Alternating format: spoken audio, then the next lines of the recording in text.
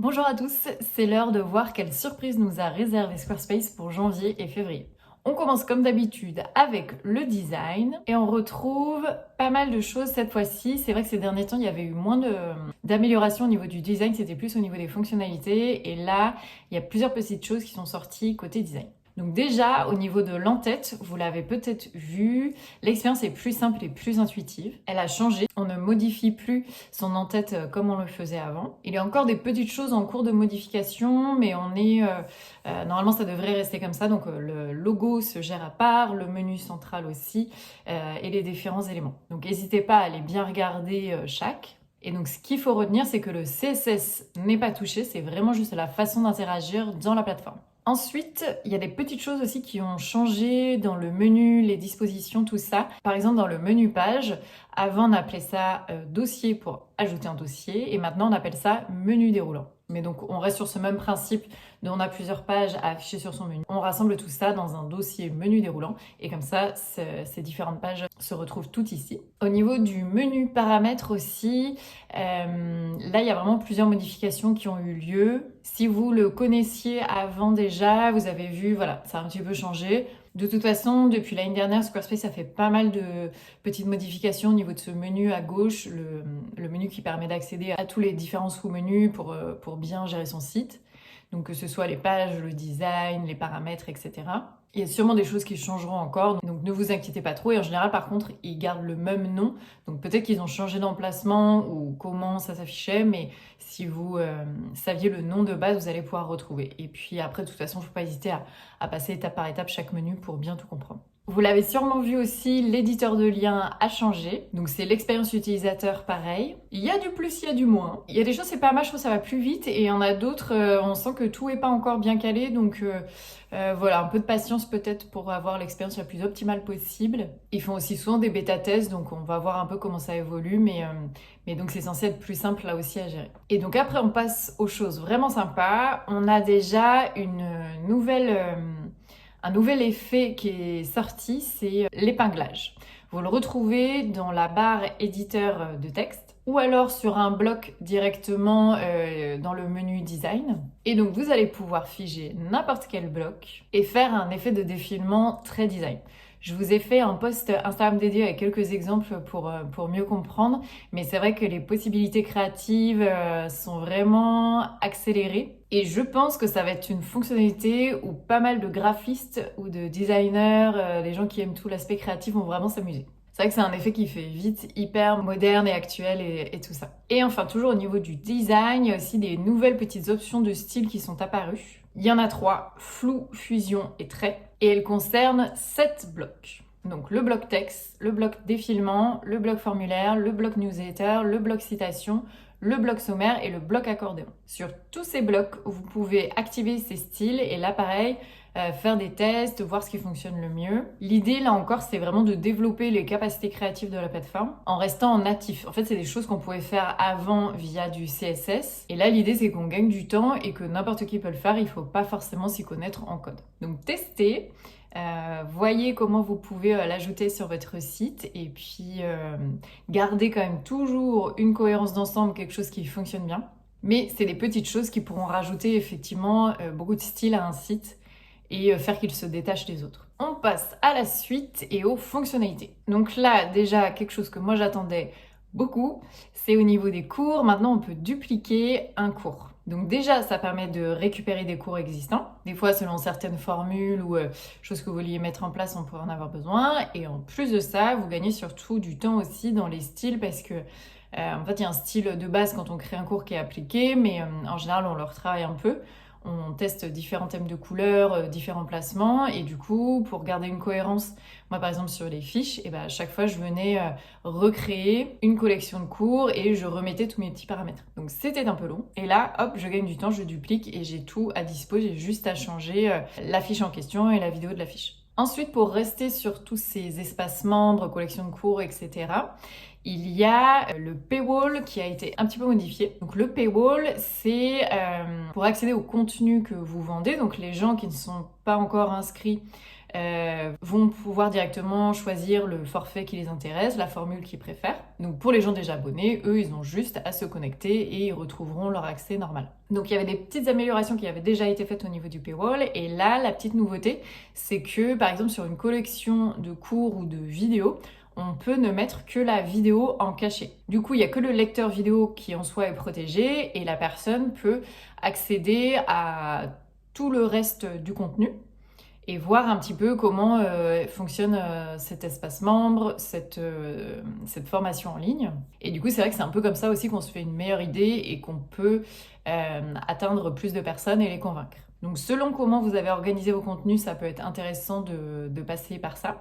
Et sinon aussi, vous avez la possibilité de mettre juste quelques éléments en gratuit. Pareil, comme ça, ils peuvent se faire une première idée et ensuite accéder au reste. Et ensuite, toujours dans ces fonctionnalités liées à son business, il y a dorénavant une possibilité de passer son blog en payant, en privé. Donc ça, c'est super parce que c'est vrai qu'il y a quand même pas mal de personnes en ligne qui auraient besoin de cette fonctionnalité. C'est quelque chose qu'on retrouve beaucoup dans les sites médias, les sites de journaux en ligne, de magazines en ligne, où on va avoir du contenu gratuit et du contenu payant. Donc là, on va pouvoir proposer ça aussi, et exactement comme les sites avec des articles payants en ligne, en fait, on a le début à dispo, le début est un peu montré, et ensuite, comme ça donne envie de lire la suite, et la personne s'abonne pour voir le reste du contenu, le reste de l'article. Pareil, n'hésitez pas à regarder, j'ai fait un petit post dédié sur Instagram là-dessus.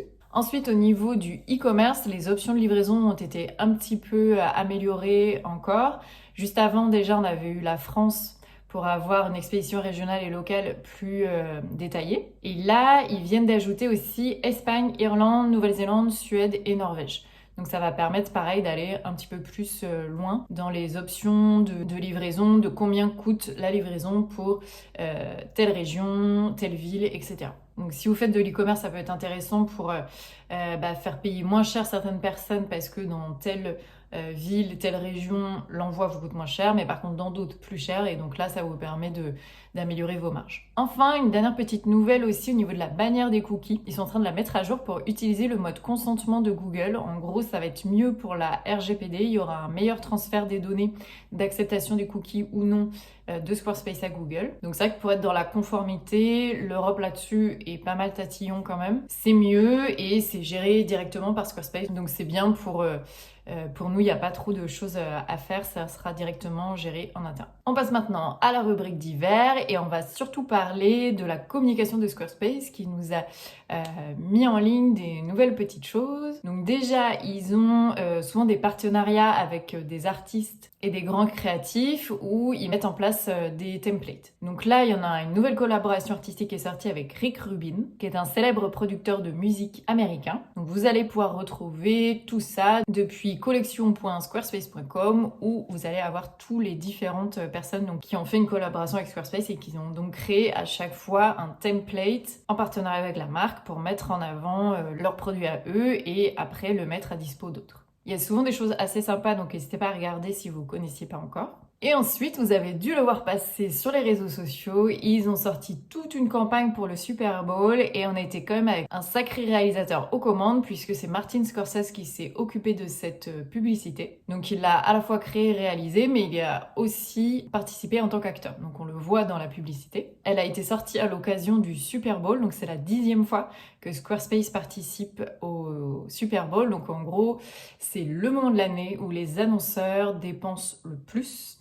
pour apparaître durant les pubs de la mi-temps. Donc c'est un moment très recherché qui coûte très cher à toutes les marques, mais qui permet effectivement une visibilité énorme, sachant qu'en plus c'est un petit rendez-vous chaque année puisque les gens savent que les marques mettent le paquet sur ces publicités et du coup il y a souvent des choses assez sympas et on les retrouve, ça amène une communication assez remarquée chaque année. Donc n'hésitez pas à la regarder si vous ne l'aviez pas vue, et donc c'est une campagne qui s'appelle Hello Down There, bonjour la Terre.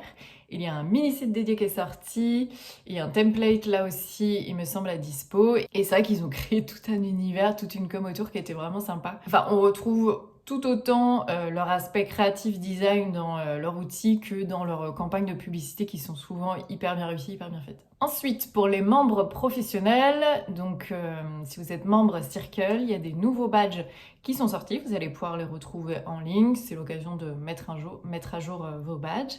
Ensuite, il y a une enquête aussi exprès pour les web designers qui a été mise à disposition. On y a répondu l'année dernière et donc ils ont mis tous les résultats.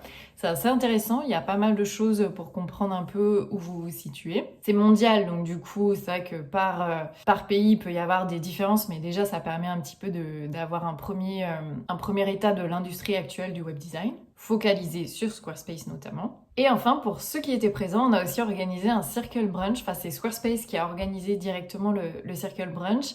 Il y avait plusieurs membres en fait des bureaux à la fois européens et des bureaux de New York de l'équipe marketing qui étaient présents. Il y avait tout un événement aussi avec GQ organisé qui mettait en avant Maison Château Rouge qui est un utilisateur historique de Squarespace en France et qui a développé sa marque grâce à l'outil. C'est hyper beau ce qu'il fait. Si vous connaissez pas, n'hésitez pas à aller voir.